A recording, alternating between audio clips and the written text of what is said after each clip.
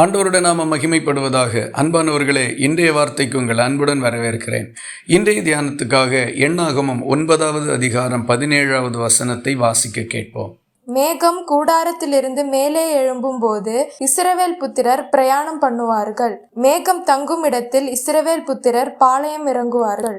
இஸ்ரவேல் ஜனங்களை எகிப்திலிருந்து தேவன் கானான் தேசத்துக்கு வழி நடத்தி சென்றார்.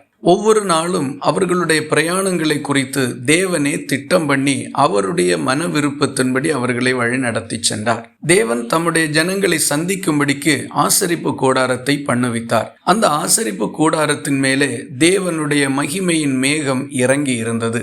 பகல் முழுவதும் அது அந்த கூடாரத்தின் மேல் தங்கி இருக்கும். சாயங்காலம் ஆகும்போது அந்த கூடாரத்தின் மேல் அக்கினிமயமான ஒரு தோற்றம் உண்டாகி விடியற் காலம் மட்டும் அதன் மேல் தங்கி இருக்கும். எந்த நாளிலே அவர்கள் பிரயாணப்பட வேண்டுமோ அப்பொழுது அந்த கூடாரத்தை மூடியிருக்கின்ற மேகம் உயர எழும்பும். இதை ஜனங்கள் பார்க்கும் பொழுது நாம் இன்றைக்கு பிரயாணம் பண்ண வேண்டும், தேவன் நமக்கு முன்பாக எழுந்தருளுகிறார் என்பதை அறிந்து கொண்டு தங்களை ஆயத்தப்படுத்தி கொண்டு ஆண்டவரோடு சேர்ந்து பிரயாணம் பண்ணி செல்லுவார்கள். இந்த முறைமையிலே தான் அவர்கள் கானான் என்கிற நாடு வரைக்கும் தேவனால் வழி நடத்தி செல்லப்பட்டார்கள். இந்த செயல் நம்முடைய வாழ்க்கைக்கு ஒரு திருஷ்டாந்தமாக நடைபெற்றிருக்கின்றது. எப்படி இந்த ஜனங்களின் நடுவிலே தேவன் தம்முடைய மகிமையின் மேகத்தோடும் ஒரு அக்னி தோற்றத்தோடும் காணப்பட்டாரோ அதுபோல நம்முடைய வாழ்க்கையிலேயும் தேவன் பரிசுத்த ஆவியானவராகவும் தம்முடைய மகிமையின் நடத்துதலை நமக்கு கொடுக்கிறவராகவும் நம்மோடு தங்கி இருக்கின்றார். நாம் ஒவ்வொரு நாளும் செய்ய வேண்டிய காரியங்களை தேவனே திட்டம் பண்ணி வைத்திருக்கின்றார். அவைகளை ஏற்றபடி செய்வதற்கு வழிகாட்டுதலும் நடத்துதலும் தேவனே தந்து நம்மை நடத்தவும் செய்கின்றார். இந்த வருஷத்தினுடைய 10 மாதங்களை கடந்து 11வது மாதத்திலே நாம் அடியெடுத்து வைத்திருக்கின்றோம். இந்த மாதத்தின் ஒவ்வொரு நாளும் தேவனே நம்மை வழி நடத்தட்டும். அவருடைய சமூகம் நமக்கு முன்னே செல்லட்டும்.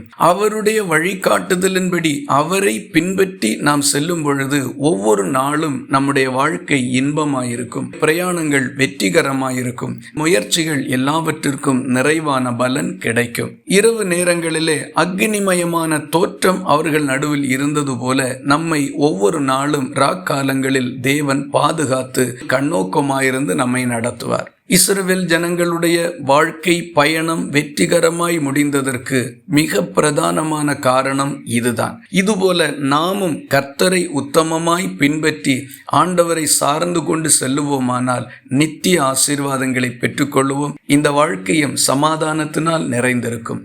இப்படியே கர்த்தர் இந்த மாதம் முழுவதும் நம்மை வழி நடத்தி ஆசீர்வதிப்பாராக. ஜெபிக்கலாமா? எங்களை நேசிக்கிற அன்பு நிறைந்த நல்ல ஆண்டவரே, நாங்கள் உம்மை நன்றியோடு துதிக்கிறோம். ஆசீர்வாதமான இந்த காலை வேளையில் இஸ்ரவேல் ஜனங்களுக்கு நடுவிலே ஆசரிப்பு கூடாரத்தின் மேலே உம்முடைய மகிமையின் மேகம் தங்கி இருந்ததும் பிரயாணப்பட வேண்டிய நேரத்தில் அது உயர எழும்பினதும் போல இந்த மாதம் முழுவதும் எங்களையும் நீர் அப்படி வழி நடத்தும்படி நாங்கள் ஒப்பு கொடுக்கின்றோம்.